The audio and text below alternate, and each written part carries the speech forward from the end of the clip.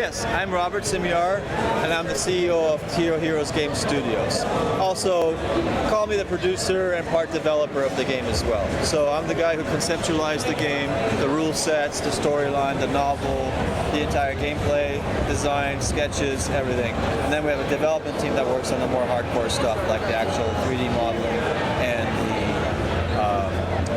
programming side. So what can you tell me about Space Wars? Well, Space Wars is a turn-based strategy game specifically made in space. It's in a persistent MMO universe. So, we have a lot of space games and you have things like Eve, but this is turn-based, so it's a little different. It's not a fast-twitch game. It's not a game where you go and you play and click really fast. It's a thinking game. So think in the realm of Heroes of Might and Magic with a dose of homeworld and visuals. How long does a game session last? Well, honestly, it could last a couple of minutes if you just want to go log in and have a couple of battles or one battle and then leave. Or you could be playing with red eyes for 48 hours. Because it says a persistent universe, you're there participating and you're going into a battle zone and then you're leaving when you feel like it or getting destroyed for that matter. So it's turn-based. It's persistent. What else can you tell me about it?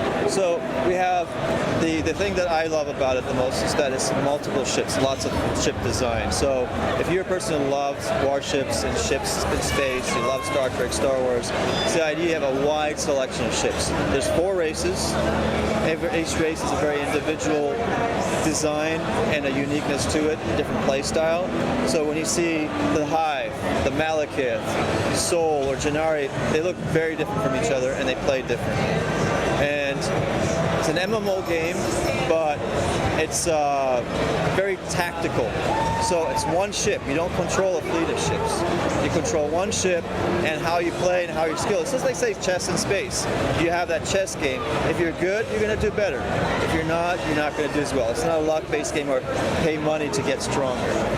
So consider it a turn-based strategy in space with a lot of other people playing at the same time and this persistent universe that you had an effect on. Is your persistent universe like one massive server cluster where everybody in the world will play together, or is exactly. it separated by? There will be separate servers. Right. It's just that we'll have one server, and then if there's more, there'll be capacity, like 1,000 players, and then you'll open up another server. But the server does end, and it doesn't go on forever. When one race finally conquers all the other races, that server's done. And then there's legacy awards as it carries over, so players who won on a server will go on to another server with their legacy awards. There's medals, things like that, achievements and stuff. Because the server will end at some point. It's not forever. So you said about 1,000 people per server? Yeah, that would be the aim. 1,000 people, say 500 race or 250 per race, depending how many races are involved. But it's a graduated system so that, you could have it. So let's say we have only 50 players, then it'll be 25%. But the aim is for over 1,000 players. And it would be from anywhere in the world that we'd all be okay? Yeah. You need a PC or a Mac.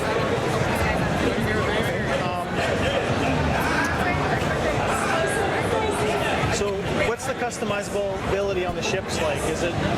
So it's an RPG side of a customization. Not customizing your ship physically, you're customizing your crew, your officers and your crew.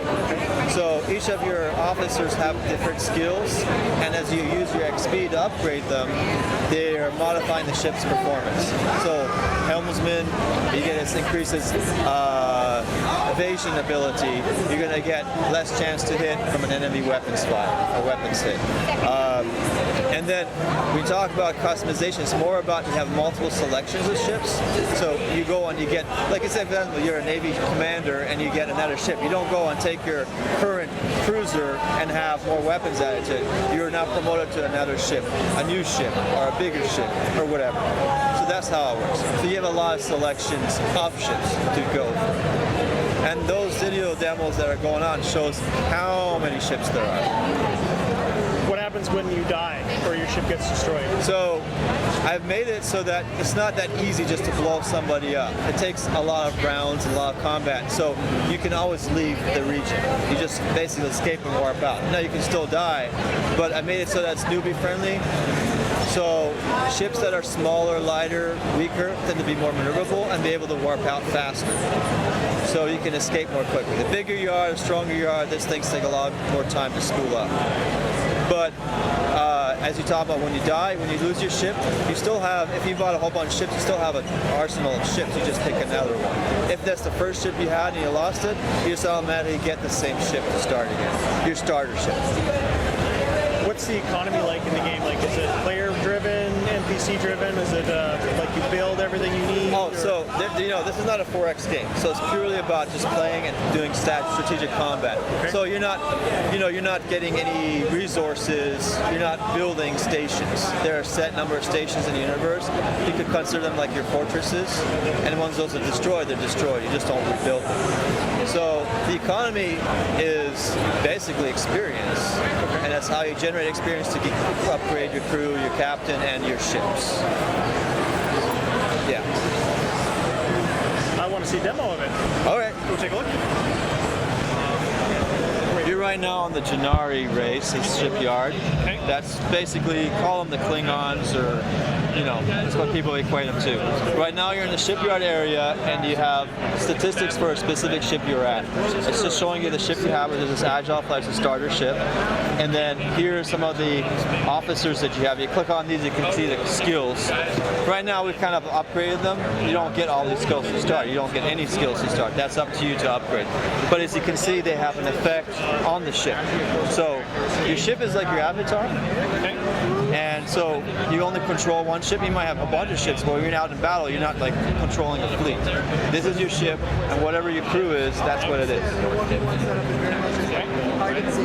So if you want, go to shipyard and just click on all so you can see.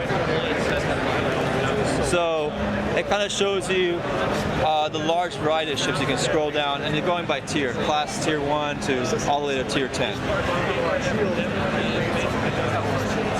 And each of them are very individually modeled. Just click on one that you want to see, and go ahead on that little hourglass, and then you can use the right mouse button and scroll around. You can use your scroll wheel to zoom in and out and see the detail. So there's a tremendous amount of detail for every ship.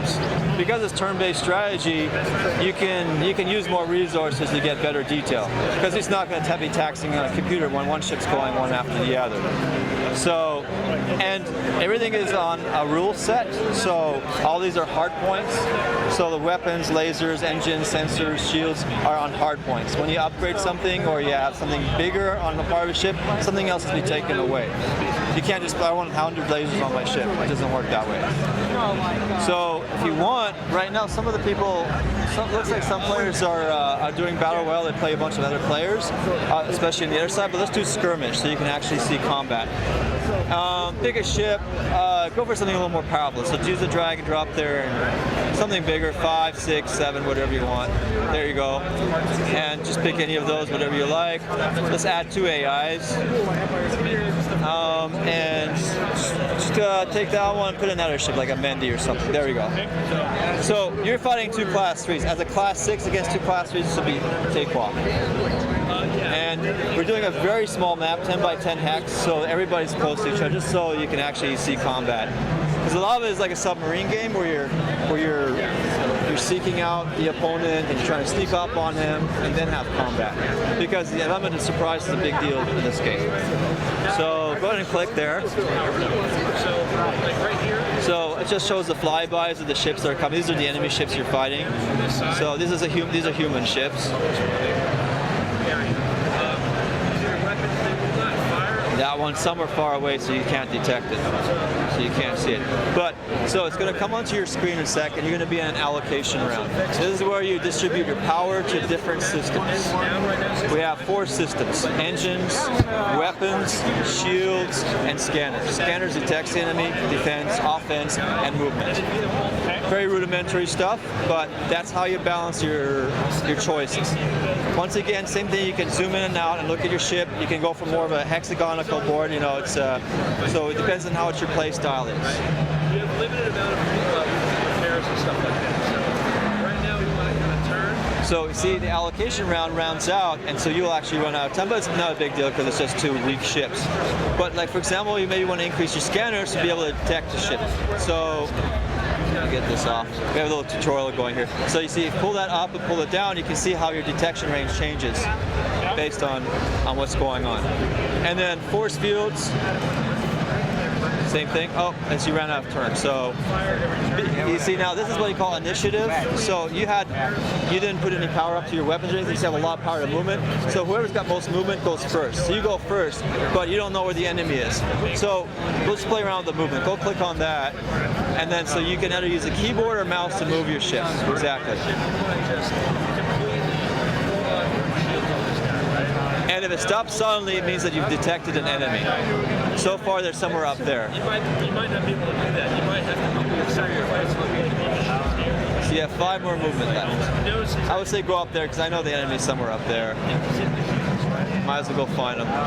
Okay, you ran out. So just press N turn and let the enemy do their thing. They're shooting from very far away, so oh, there's the other one. So that obviously means that ship missed. So you got hit once. That's your hit points right there. And so you want to repair. You get 2 repair points, so you might as well repair the 2 hull points. There. So this time, let's get some things activated. There you go. That's a missile weapon. It only takes 1 power to arm. Beam weapons take full energy. Like you can give 1 damage, 2 damage, 3 damage, but these automatically do full damage. And then exactly the firing arcs, and they're all forward firing arcs. The Gennari ships are all pretty much all forward firing arc ships. Press OK here, and let's put up some shields in the front too. Yeah, get that up there. Good. And then see this guy is potentially close to your forward port arc, so I would just put up some shields there too.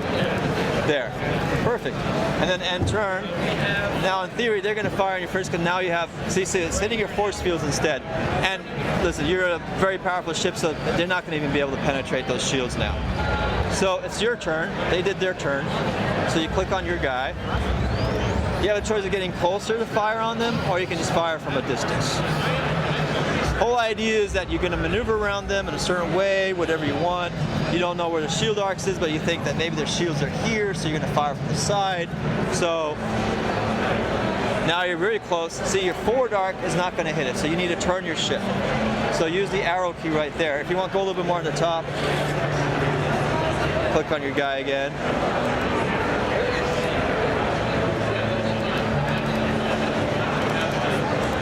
Go from the top. Oh, you know what? You ran out of movement. Oh. You put all your power to weapons this time, so you had no movement left.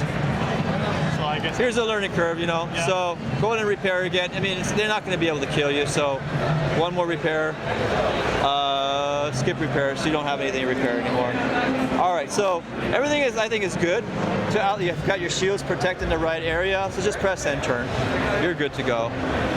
Again, you know, in the game you have obstacles, you have nebulas, things like that. You have different things. So see, they're concentrating fire on that side, but even then your shields are too strong. They didn't break through, otherwise you see an animation of your shield collapsing. So your turn again. Click on your guy, rotate, there you go. And then click on one of the weapons. Go a little bit more higher view on the hexes. There you go. So you can see, click on one of your weapons, and then just click on the enemy ship. So you see it hit his shield, but it took out his shield. So there's nothing left. And it's already taking damage. You can see it spark a bit. So I can shoot him again? Sure. Now, if that ship blows up in your face, that will give you explosion damage. You're really close. You're like basically doing a fisty match there. So you see, you just lost 20 hit points right there. Oh, okay. But whatever, right? I mean, so there's another enemy there somewhere out there, but just too far away, so you should go towards it. I saw it firing from somewhere over there, yeah. So that's a debris field, so you couldn't go into it.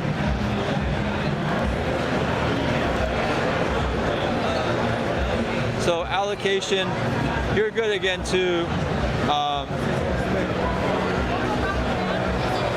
you don't need anything else to charge.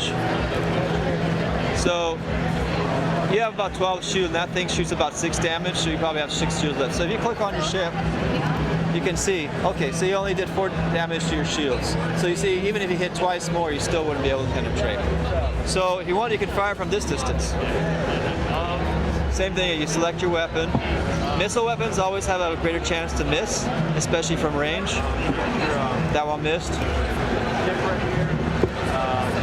And when you mouse over, it also shows you the stats for the weapon. Okay, that one definitely hit. and now fire a couple beam weapons. Bang. If you want, you can, oh, I was going to say you can click on its stats to see where it's at, but it was already dead. It only had 10 hit points, so 2 hits pretty much took it out. So, if you're in a universe, I mean in a region, and you see a ship like that in there, and you're one of those small guys, you're not going to go in there. What's the beauty about no newbie kills is that the galaxy map is a large region where people are fighting in all kinds of sectors, but you can click to see what kind of ships are in those sectors. So if you see a dreadnought there, and you're a class 3 ship, like, I'm not going there. I'm going to go where there's other ships of my kind. So you can't be sniped or newbie killed just that simply. And movement is in real time.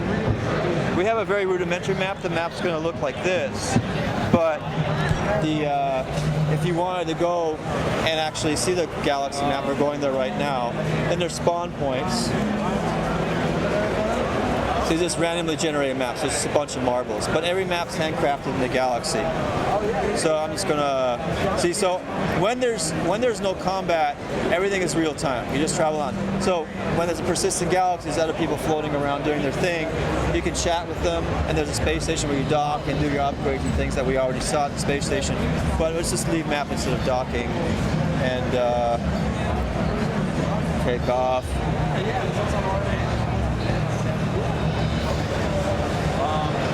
So this is like the galaxy map, which is again very rudimentary right now. When you zoom in, you can see